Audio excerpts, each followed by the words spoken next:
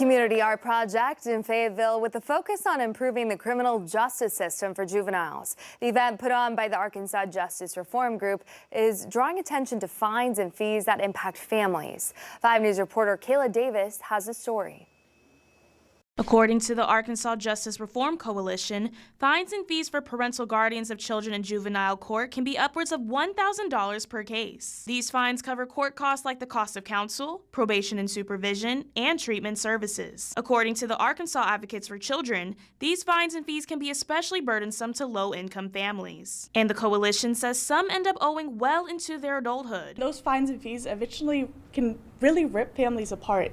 It really impacts families permanently. The Arkansas Justice Reform Coalition joined forces with My Tea by Design to host this community conversation through art expression. They say their goal is to empower families impacted by this issue to tell their story through their own creativity. I really hope that people feel comfortable enough, people feel empowered enough to tell their stories to us, and then we can then take those stories and tell them to the policymakers that can eliminate these juvenile fines and fees across the state.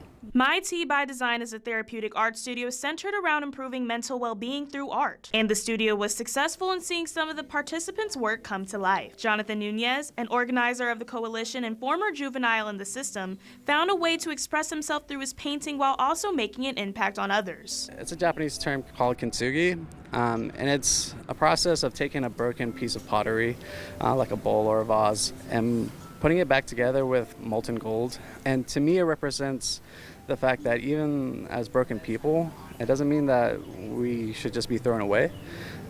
We can be repaired and reformed and maybe come out of that experience as something even more beautiful. The coalition introduced legislation to completely eliminate the fines and fees across the state this year and are staying in constant contact with lawmakers. It's a long-term fight, so it's not something that you see results right away.